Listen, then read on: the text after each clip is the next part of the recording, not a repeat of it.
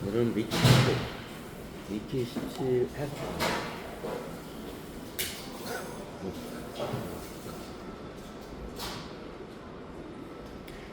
수강권 유발했어요. 나만 보고.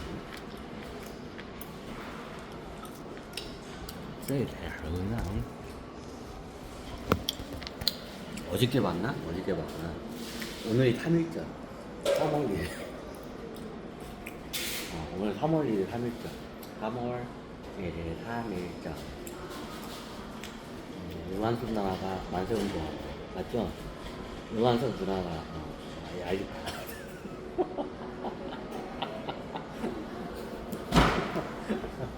재밌다.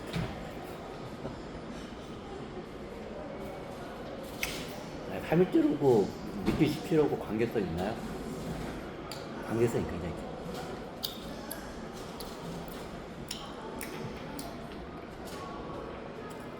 삼일절과 미키 17이라는 게 이게 원래 극상으로는 이게 헐리우드로 나오는데 이게 원래 일본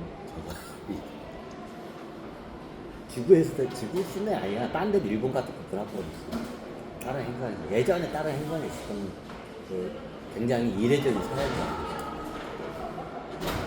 왜 이례적이냐? 미키 17이라는 게 미키라는 애가 있어. 얘가 어떻게냐? 17번을 죽어가지고 탄생을 그래서 미키 17이야. 17번째. 17번을 죽어가지고 다시 태어난 거야. 태어난 게 아니라 태어났다고는 말이 안 맞고 복사가 된 거야. 복사가 된 거. 쉽게 말하면 아바타 캐릭터 복사되듯이 복사되는 거. 예? 그건 디지털 가상세계에다가 현실 세계에서는 불가능하죠. 다른 미키 17. 미키 17이라는 영화를 설명하기 전에 이 줄거리에 대해서는 설명 안 할게요. 근데 이게 다른 행사했을 때 예전에 있었던 일로 굉장히 이례적인 일이야. 그럼 여기에서 보면 미키 17이라는 인물을 보면 얘가 어떤 애냐? 천의 고아 출신이고 빚에 허덕이다가도 빚 때문에 팔려갔어요. 예훈 미키라는 일단 이 인물에 대해서 먼저 파악했죠. 미키라는 인물이 인생이 그래. 미키가 인물이 거의 이제 앞으로 열릴 일이야. 지금 이 시대를 잘못 틀어대면 이 미키 17 같은 애들이 나와. 진짜 나와. 이 시대를 그래서 시대를 잘 틀어야 돼. 그래서 그 3.1 운동절하고 이게 연결이 돼. 역사가 이게 마디마디가 다 연결이 돼. 그러니까 어느 시점에서 그걸 딱 틀어줘야 돼. 근데 어떻게냐? 제대로 다 못 틀은 거야. 그럼 어떠냐? 미키 17 같은 사태가 발생해. 이거는 흔하게 일어나는 일이야. 근데 미키 17 같은 애들이 소모품이야, 진짜. 쓰레기 소모품 애들이야. 그냥 소모품으로 쓰는 애들이야. 인생 막장 애들이야. 쉽게 말하면 미키 17 애가. 인생 막장이야. 인생 막장 막장인데 얘가 어디야? 말도 안 되는 계약서에다 사인을 잘못해가지고 인생 조진애야. 그래서 계약서 잘 봐야 돼. 조그마한 것이까지 잘 봐야 돼. 승계능까지 잘 못 보고 하다가 계약서 사인 잘못했다고 하더라고요. 인생 조진애야. 미키 17이. 근데 미키 17이 한 사례고 이런 사례가 겁나. 좀 약간 인생 막장 애들 인생이야. 인생 막장. 자본주의 상태에서 정확히 인생 막장 애들이야. 너무 사회주의에서는 안 나요. 사회주의에서도 미키 17 애들 같은 애들이 나와. 필요하니까.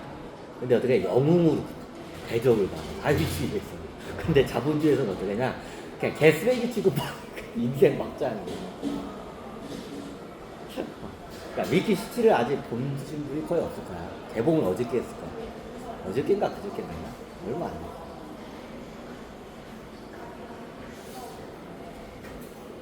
걔가 영화 안 보신 분들한테 소뚜리를 다 얘기해버리면 재미가 없잖아.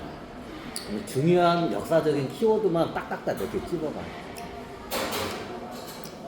시대의 상태가 어떠냐? 자본주의. 전형적인 자본주의 상태. 두 번째 어떻게 되냐? 이게 저기 복제 인간이 나왔어. 복제 인간이 나왔어. 복제 인간이 나왔어. 근데 복제 인간이 반인륜적이라서 법으로 엄하게 급제하는 시대. 이게 틀려. 이게 시대마다 그 가지가 이게 자본주의 상태인데 저기 어떻게냐? 그 저기 뭐냐? 그 저기 복제 인간이 합법인 시대가 있어. 영화가 나오죠. 자, 그런 시대에서는 어떻게냐? 굉장히 잔인한 시대가 있어. 근데 어떻게냐? 복제 인간이 나서 이게 문제가 돼서 복제 인간을 갖다가 어떻게 돼요? 복제 인간을 갖다가 불법으로. 근데 복제 인간이 제일 인간들이 쉽게 말하면 자본주의 상태에서 인간들이 복제 인간을 제일 필요한 게 뭐냐? 이게 영생하고 연결돼. 내 어떻게 복제 인간으로 해가지고 아일랜드라는 영화에 나오죠. 실제적으로 존재해요. 그런 시대가. 그러면 내 DNA를 그대로 해가지고 애기로 해서 어떻게 한 적이 보통 3년 간격으로 한 명씩 애를 태어나요. 부자들이 그렇게 많아. 내가 억만장자야. 내가 한 1000년 살고 싶어. 그럼 어떻게 하냐? 나중에 암세포가 걸려 이런데 그럼 어떻게 장기를 갖다 갈아줘야. 그럼 어떻게 하냐? 제일 좋은 게 나하고 DNA가 100% 일치하는 복제인간. 복제 인간의 장기를 이걸 바꿔야 오래 가. 그래서 이게 자본주의 상태에서 복제 인간이 합법이 될 때가 있어. 합법이 되면 굉장히 잔인한 세상이에요. 이제 아일랜드 분들은 설명을 다 드렸죠. 그럼 보통 어떠냐? 3년 간격이에요. 3년 간격. 이게 아주 쉽게 말하면 이게 우리가 보험료를 한 번에 내듯이 한 100억 원 정도 딱 돼. 내가 한 저기 재산이 1조 원이더라고. 그러면 내가 그냥 자연사에서 죽으면 100년 이상 살기 힘들어. 근데 복제 인간을 갖다가 해가지고 장기를 계속 갈아주면 어떻게 되냐? 잘하면 1000년도 살 수가 있어. 300년은 거뜬히 살아. 300년은 거뜬히 살아. 살아요. 나중에 그 회사가 나와. 복제 인간 제조 회사가 나와. 그럼 어떻게 되냐? 계약을 해. 그러면 처음에는 비싸. 그러면 어떻게 되냐? 부자들이 억만장자 애들이 내 재산이 한 1조 원 정도 돼.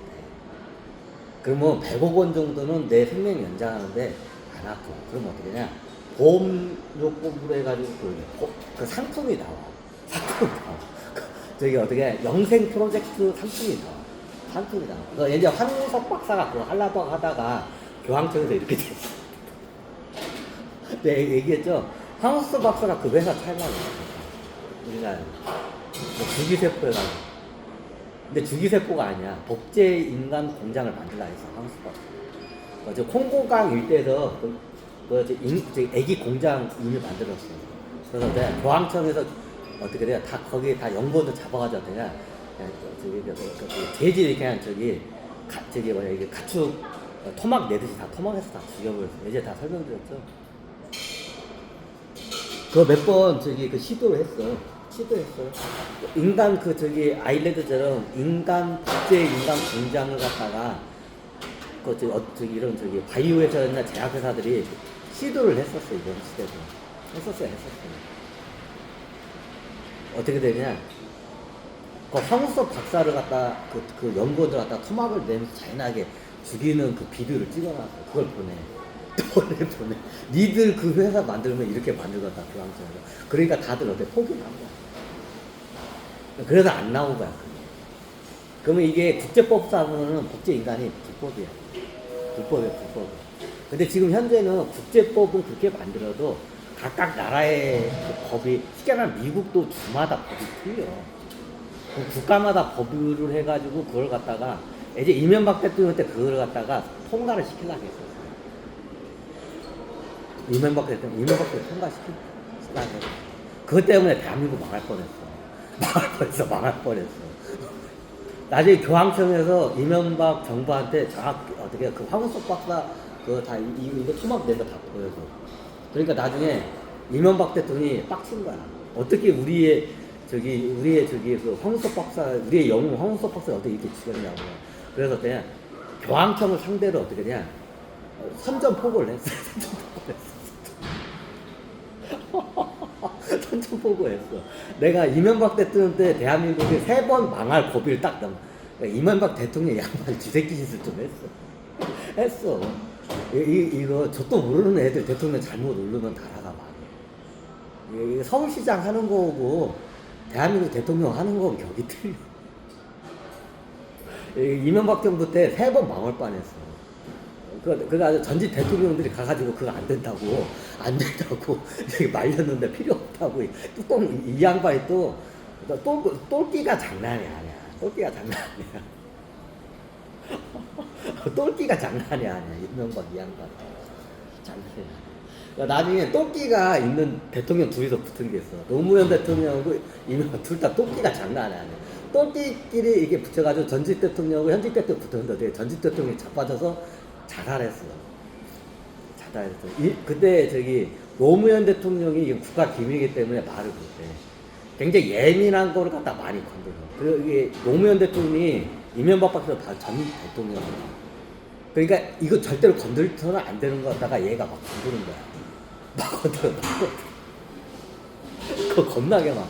이명박 대통령이 나라 진짜 3번을 망할 뻔했어. 그 5년 동안에 나라가 3번 망할 고비거든요. 우리가 잘 아는 그 천안함 사태에서 연평도 해가지고 거의 3차 세계대전 그때 열릴 뻔했어, 진짜로. 그거 한 번 있고, 이게 예전에 교황청으로 어떻게 하냐, 정식으로 선전포고를 해고, 역사상 교황청을 상대로 선전포고를 한 애들 있어. 대통령들이나 국가들, 어디가 다 작살났어. 그게 대부분 이슬람 국가 애들이야.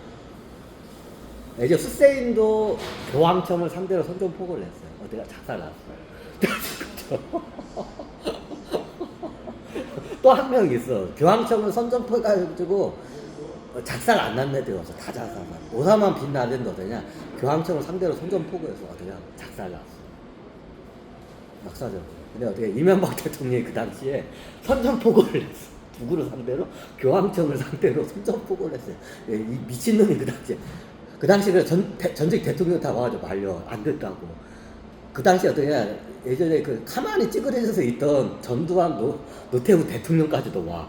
안 된다고. 이거 교황청을 상대로 해서 선전포고면 안 되고 다 와서 말려. 필요 없다고. 다 꺼지라고.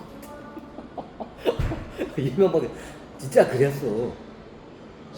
이명박 대통령이 나라를 몇 번을 갖다가 그냥 날려먹을 뻔한 적이 있어.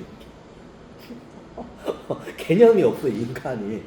이게 좀 똘끼가 장난이 아니야, 이 양반이. 이게 세상 물정 모르는 상태에서 이 양반이 전개의 좀 경험이 있어야 돼. 전개의 경험 없는 사람이 갑자기 대통령 되잖아. 그냥 버벅거리거나 사고를 쳐. 노무현 대통령하고 이명박 대통령하고 지금 윤석열 대통령. 내가 보니까 이 세 양반들이 겁나게 사고를 쳤어, 지금. 네. 대한민국 상황을 잘 몰라, 정치 상황을. 이걸 모르고 자기의 그냥 혈기와 폐기를 해서 그거를 밀어붙이니까 어떻게 해요? 우리가 생긴 거야. 예, 노무현 대통령도 그거 많이 했어. 근데 노무현 대통령 그거 하다가 어떻게 하냐? 탄핵까지 어떻게 몰린 거야, 그 당시에. 몰린 거야, 그 당시에. 왜 탄핵에 몰렸냐? 노무현 대통령이 굉장히 어떻게 보면 상식적인 세상을 만들자. 이게 슬로건이야, 노무현 대통령. 근데 어떻게 되냐? 대한민국의 그 지하 경제도 그렇고, 지하 정치세도 그렇고, 굉장히 비상적이고, 부정부패가 난무해. 이걸 손을 댔던 거야, 그 당시. 역대 대통령들 다 이거 손 못 댔어. 왜? 이거 건들면 죽는 거 알기 때문에. 야, 누구도 손 못 댔냐? 그 예전에 군부 정권에 있던 노태우 대통령하고 전두환 대통령도 이걸 손을 못 댔어.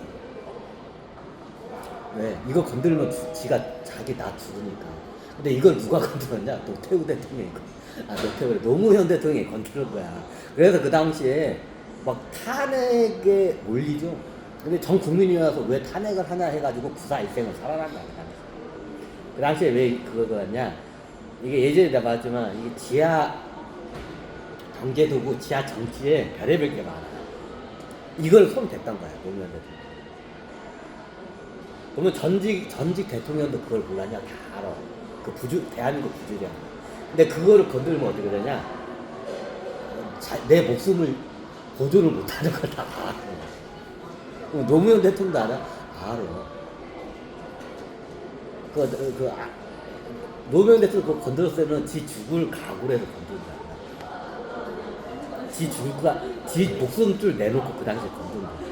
그러니까 나중에 건드려서 어떻게 되냐? 탄핵으로 밀린 거야.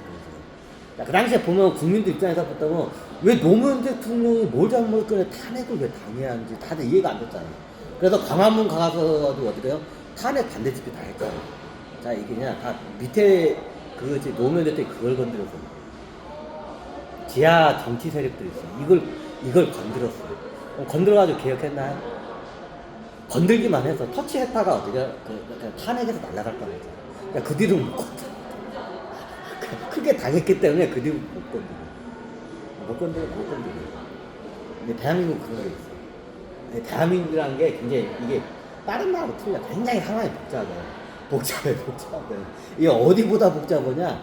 미국, 세계에서 보면 미국 전개가 굉장히 복잡해. 이렇게 몇 개 나라서 전개가 복잡한 나라. 미국, 제국주의 국가가 복잡해. 미국, 중국, 인도. 하나 더 보태는 이유야. 요 나라들이 굉장히 많아요. 제국주의 국가들. 제국주의 국가는 원래 그 안에가 골마 터진 게 많고 복잡해. 복잡할 수밖에 없어. 제국주의 국가의 특징이야. 아니 왜 러시아는 빠져요? 러시아라는 나라가 제국주의 국가 성향인데 단순해 이 나라. 민족성이 좀 단순해. 굉장히 단순해. 이게 민족이 많이 틀리고 하면 이게 복잡해. 근데 러시아가 제국 국가인데 비하는 어떻게 하냐면 단순해 거든요. 이게 좀 민족성이 그런 거. 민족성이 그래. 좀 이렇게 전투적 성향이 센 애들이 단순해. 민족성이. 이게 전투 민족들이 있어요. 게르만 애들도 단순해. 독일이죠. 독일도 의외로 단순해. 예전에 히틀러가 나를 따르라 하고 하이틀러 하니까 다들 온 국민이 하이틀러 하잖아. 그냥 단순해. 이게 좀 전투 민족들이 있어. 전투 민족들이 단순해. 있어 전투 민족들. 게르만족도 전투 민족이야. 러시아 사람들도 전투 민족이야. 몽골 사람도 전투 민족인데 여기 좀 틀려. 티가 많이 섞여서. 노르웨이나 예전에 바이킹의 후손들 있잖아. 얘들도 단순해. 원래 전투 민족 애들이 단순해. 시스템이. 내가 보니까 이게 독일하고 러시아가 좀 비슷해. 얘네들이 단순해. 구심점이 하나 생기면 어떠냐? 그 구심점을 중심으로 똘똘 뭉쳐버려. 지금 러시아가 굉장히 엄청난 제국국가예요. 인구수는 적어도. 근데 어떻게 되냐? 푸틴을 중심으로 똘똘 뭉쳐있어. 러시아가. 여기 민족성이 있어. 거기 민족성이 있어. 왜냐면 게르만 독일도 그래.